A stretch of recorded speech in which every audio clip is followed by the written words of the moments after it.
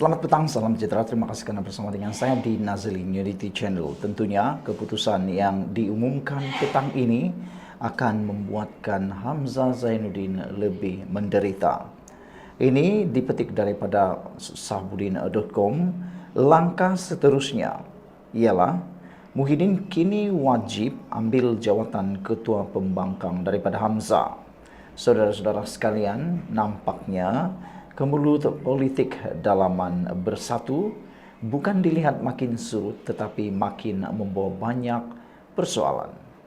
Sebelum ini kita ketahui bahawa Muhyiddin seakan-akan mahu menarik diri dan Muhyiddin telah menerangkan bahawa ianya bukan sandiwara dan betul-betul dia ingin melepaskan jawatan Presiden Parti Bersatu. Tetapi kerana didesak untuk meneruskan jawatan tersebut, maka beliau menarik semula keputusan dengan membuat U-turn. Tetapi perkara ini nampaknya dilihat oleh para penganalisis politik sebagai satu masalah baru kepada gabungan ataupun kepada parti Bersatu tersebut.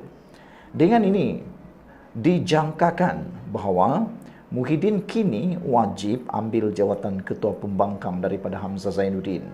Kalau dalam catatan semalam di sahbudin.com, mungkin kalau Hamzah Zainuddin ada rancangan ataupun ada cakap-cakap mahu lagi ada berniat lagi dan berangan-angan lagi untuk menjadi Presiden Parti Bersatu, menurut tulisan sahbudin.com, silap-silap jawatan Setiausaha Agung Bersatu Hamzah Zainuddin juga akan terlucut dengan kata pepatah seperti Melayu katakan, ini dia, yang digendong berciciran, yang dikejar tak dapat. Jadi itu mungkin perkara yang makin menyakitkan Hamzah Zainuddin. Persoalan sekarang ialah adakah Muhyiddin akan sanggup bertindak untuk mengambil alih jawatan ketua pembangkang daripada Hamzah Zainuddin? Bagi sesiapa yang pernah berjumpa dengan Muhyiddin Mat Yassin, mereka pasti sedar topik pengalamannya selama lebih 40 tahun dalam politik antara tajuk perbualan yang jarang tidak disentuhnya. Presiden Bersatu itu ternampak amat berbangga dengan pengalaman tersebut, terutama selepas berjaya menjadi Perdana Menteri. Ini sekaligus memberi maksud bahawa banyak kejayaannya dalam dunia politik, terutama kelicikan memotong di corner untuk menjadi Perdana Menteri pada 2020, lalu adalah dirangsang serta dipandu oleh pengalamannya yang cukup lama itu.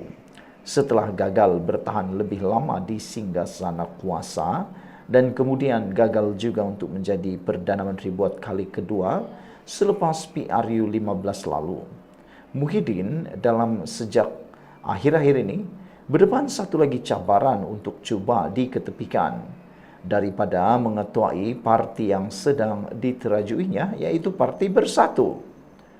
Dalam kalangan Bersatu sendiri, ramai yang melihat beliau sudah tidak relevan untuk memimpin Parti Bersatu dan Perikatan Nasional bagi menghadapi PRU 16. Bagi menghadapi PRU 16 bukan saja disebabkan beberapa kegagalan Muhyiddin kebelakangan ini, malah ditambah dengan kes mahkamah yang sedang dihadapinya. Selain itu, isu menantunya yang melarikan diri ke luar negara dan gagal dikesan sehingga kini lebih menjadikan bebannya membukit untuk terus relevan mengemudi kejayaan parti. Dengan kata lain, sebenarnya Muhyiddin adalah liability besar kepada Parti Perikatan Nasional dan Bersatu. Manakan tidak, Muhyiddin kini sudah ada 3 perkara yang menjadi liability beliau.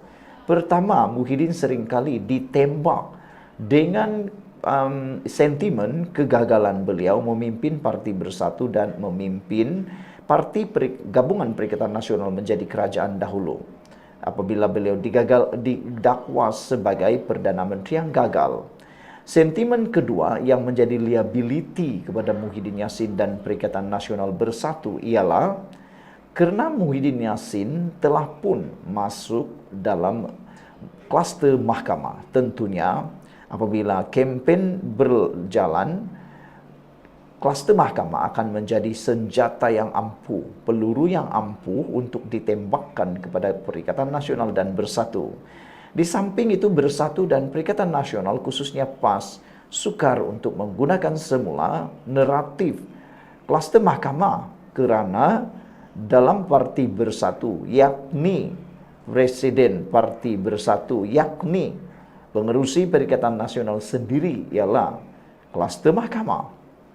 Jadi, ini dilihat menjadi liability kepada Perikatan Nasional dan Bersatu. Dan tentunya yang ketiga, yang menjadi peluru hidup yang seringkali menjadi peluru ditembakkan kepada Perikatan Nasional dan Bersatu khususnya, ialah tindakan menantu Muhyiddin yang melarikan diri ke luar negara dan masih tidak dapat dikesan sehingga kini.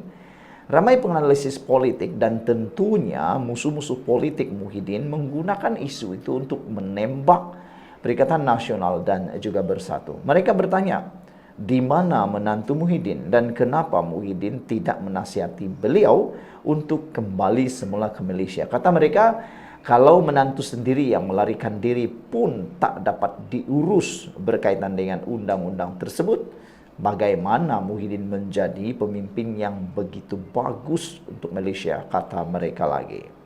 Saudara-saudara sekalian, apa yang lebih menarik lagi ialah Muhyiddin dilihat sebagai maafkan saya, untuk itu bukanlah rahsia lagi bahawa Hamzah Zainuddin, Setiausaha Agung Bersatu dan Ketua Pembangkang di Parlimen, dilihat sebagai pemimpin yang layak untuk menggantikan Muhyiddin.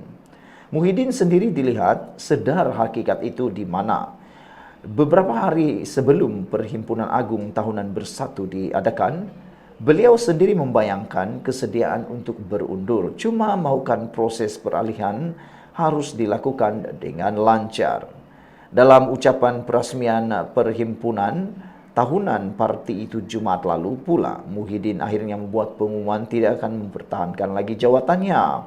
Ramai yang melihat pengumuman yang dibuat itu kerana sedar beliau sedang berada di laluan yang sempit untuk marah ke hadapan, tetapi terbukti akhirnya pengumuman itu hanyalah taktik dan strategi untuk memancing hati perwakilan.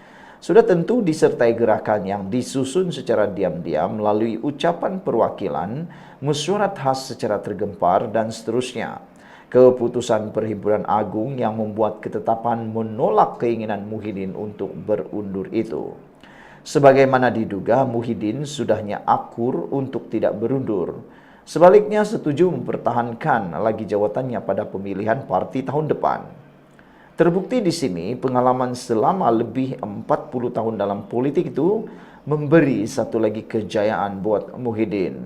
Muhyiddin akhirnya berjaya melakukan pusingan U di laluan yang sempit untuk kekal lagi menerajui Bersatu dan Perikatan Nasional dan sudah tentu akan dinamakan sekali lagi sebagai calon Perdana Menteri pada PRU 16 tahun 2027 akan datang. Dalam hal ini, apa yang Muhyiddin perlu lakukan seterusnya?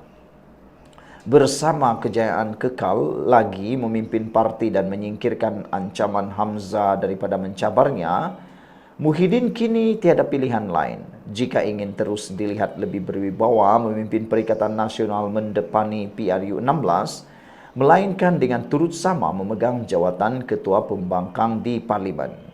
Muhyiddin perlu mengambil jawatan tersebut daripada Hamzah tanpa kompromi dan tanpa ada perasaan kesian sedikit pun.